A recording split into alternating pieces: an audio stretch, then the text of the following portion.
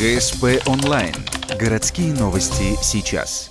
Коми-филиал тепловой компании Т+, впервые опубликовал список должников по платежам за тепло.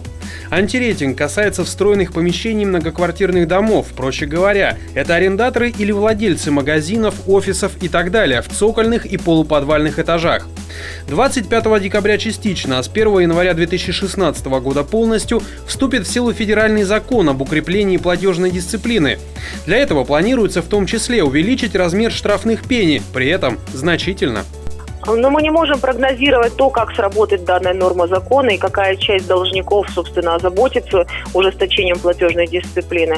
Мы рассчитываем на то, что те люди, которые умеют считать деньги, они поймут, что накапливать долги стало значительно более невыгодно, чем раньше, потому что в денежном выражении суммы пеней вырастут практически в 2 раза, в зависимости от категории потребителей. В частности, то, что касается физических лиц, это будет большая дополнительная нагрузка для семейного бюджета. И, в принципе, конечно, если человек заботится о своем благосостоянии, о своем финансовом статусе, ему проще вовремя погасить долги, чем продолжать их накапливать. Общая сумма долга за тепло от встроенных помещений по республике на 1 ноября превысила 2 миллиона рублей.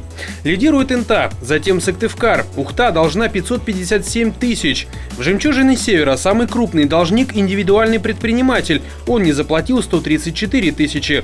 Есть также общество с ограниченной ответственностью и даже одна телекомпания. Как пояснил пресс-секретарь Коми-филиала Т+, практически все должники получили или вскоре получат судебные иски. Дальше процедура взыскания.